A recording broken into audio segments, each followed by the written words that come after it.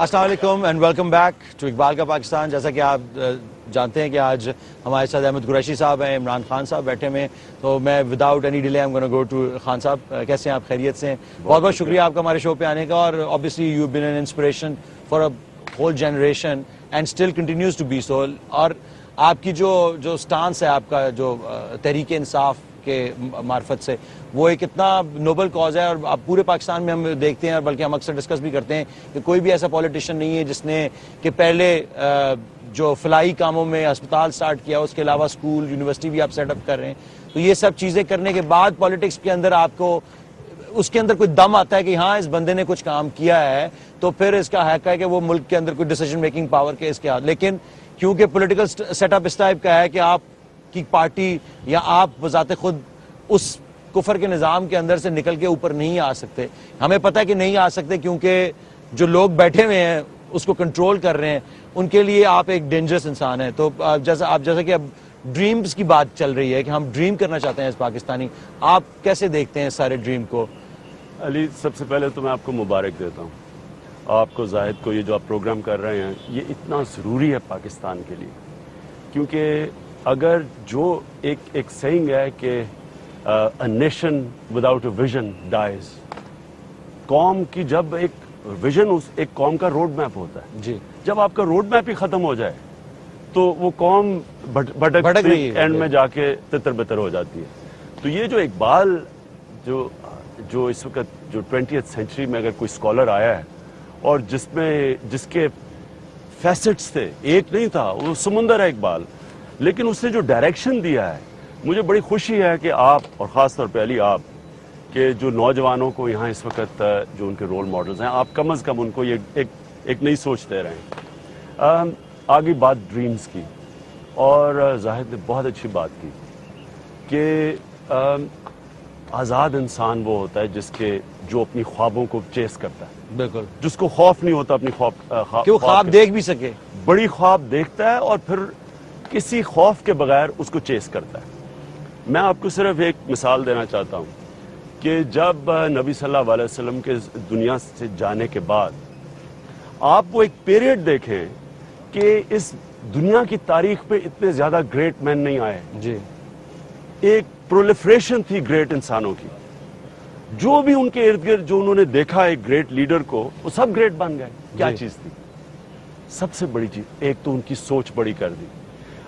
انسان کی سوچ ہوتی ہے میں کے اوپر, چھوٹی, بڑے سے بڑا انسان جب میں کا سوچتا ہے وہ چھوٹا سا بن جاتا ہے. آج جو آپ اپنی لیڈرشپ دیکھ رہے ہیں, اپنی ملک کی لیڈرشپ دیکھیں, میں پولیٹیکل فگرز کی بات کر رہا ہوں, یہ بات کرتے ہیں پاکستان کی, ان سب کا پیسہ باہر پڑا ہوا ہے, سب کی جائیدادیں باہر پڑی ہیں. پہلے اپنے آپ کو بچایا ہے, اب پھر ملک کا سوچ رہے ہیں. ویژن کوئی نہیں ہے. نہیں, آپ یہ نہیں کہہ سکتے کہ لمیٹڈ ویژن ہے, کیونکہ لمیٹڈ ویژن اس چیز کو کہا جاتا ہے کہ کچھ تو ہو. میں آپ کو پہلے خواب بتا رہا ہوں کہ ڈیفینیشن ایک بڑا خواب کیا ہوتا ہے. وہ اپنے اوپر ریسٹرکٹڈ نہیں ہوتا کہ میری BMW ہو, میری گاڑی ہو, میرا یہ ہو, گھر ہو.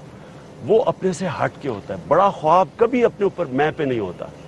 تو جو بڑی سوچ دیکھتا ہے وہ منڈیلا ہوتا ہے, یا مہاتر ہوتا ہے, یا قائد اعظم ہوتے ہیں. یہ بڑی سوچ والے لوگ ہوتے ہیں, یہ اپنا نہیں سوچتے. اچھا, اس کے بعد جو نبی صلی اللہ علیہ وسلم نے ان کو ایک پہلے خواب دکھائی, بڑی ان کی ویژن ہوگی کہ ان کے صحابہ کوئی سینٹرل ایشیا جا رہا ہے, کوئی مصر جا رہا ہے, وہی عرب تھے, وہ کیا پھیل گئے پوری دنیا میں, ساری دنیا میں, اور ان کی ویژن پھیل گئی. اور دوسری چیز جو سب سے بڑا آپ کا پوٹینشل کو روکتا ہے وہ خوف ہے. خوف جو اللہ قرآن میں کہتا ہے کہ جو لوگ ایمان لے آئیں میں ان کے خوف دور کر دیتا ہوں.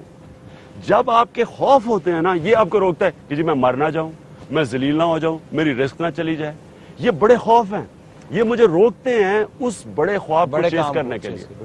تو جو ابھی پاکستان کے طرف جب ہم آتے ہیں تو یہ بہت بڑا خواب تھا کہ ایک مثالی ہم نے ریاست قائم کرنی تھی, جس میں ہم نے ایک ایسا سسٹم دینا تھا جو ساری مسلمان دنیا کے لیے ایک مثال بنی. دنیا کو بھی پتہ چلنا تھا کہ ایک کیسا نظام دیا ہے جو کہ ایک دنیا میں مثال بن جائے.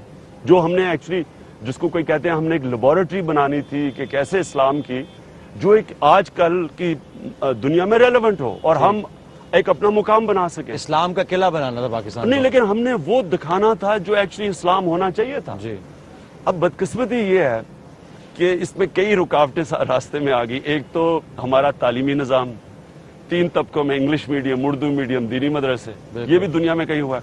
پھر انگلش میڈیم تعلیم، وہ لارڈ میکالے نے 1815 اگر اس کی مشن سٹیٹمنٹ پڑھ لیں تو آپ کو پتہ چل جائے گا کہ انگلش میڈیم تعلیم کا کیا مقصد تھا. بالکل سمجھ کہ انہوں نے اپنے غلام بنانا چاہتے تھے، ذہنی غلام.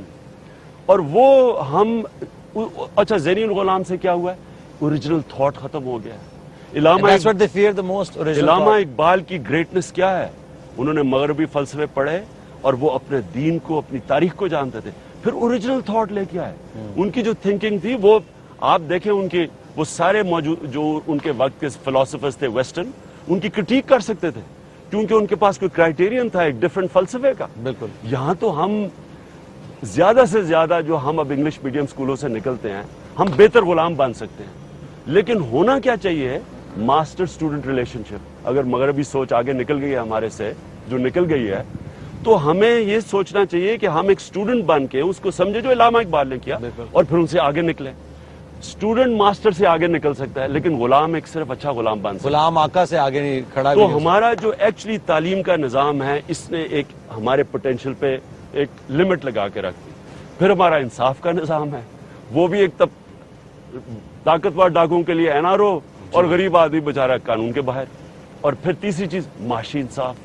جو اسلام کی بیسک اسپرٹ کیا ہے، جو خلافت راشدہ کی گریٹنس کیا تھی؟ انسانیت تھی. اس میں پہلی ویلفیئر اسٹیٹ تھی دنیا کی تاریخ کی. بالکل. یعنی دنیا میں کبھی ایسے پینشن مسلمانوں نے ایجاد کی تھی.